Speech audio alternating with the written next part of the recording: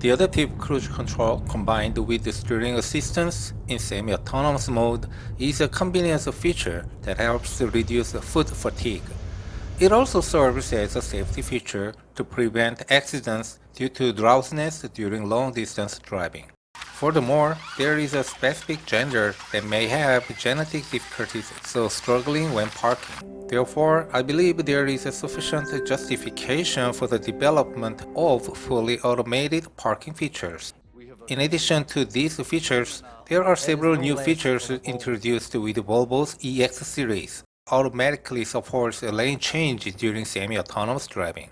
However, similar features have been available in Hyundai and Kia car models for the past 3 years, so it's likely that Volvo's system operates in a similar manner.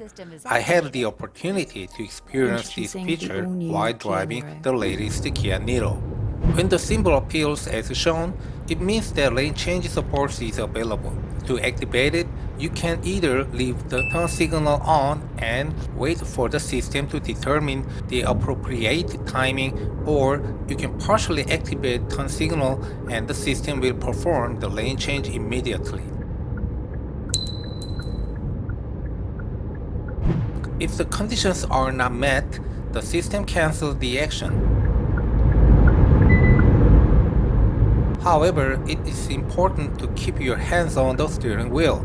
If you start the process without having your hands on the wheel, the system may either disengage in the middle, resulting in cancellation, or if the response is delayed, the lane change may still be completed if you are lucky.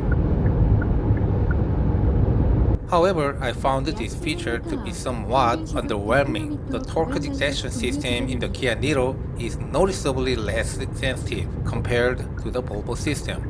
Therefore, I had to apply a bit more force to the steering wheel for the system to detect that my hands were on the wheel.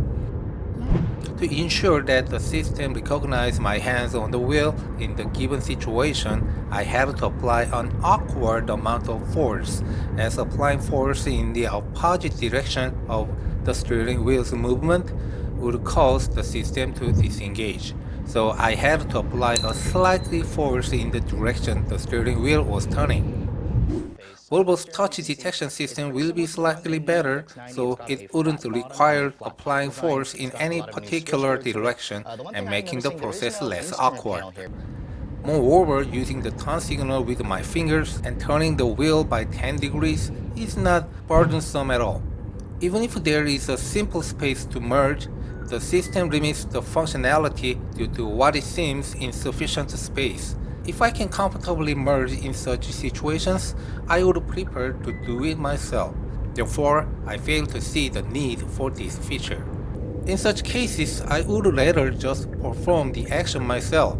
I fail to see the significance of relying on the system. This feature may only be useful in fully autonomous vehicles or in situations where the system can autonomously overtake slow-moving vehicles ahead. I,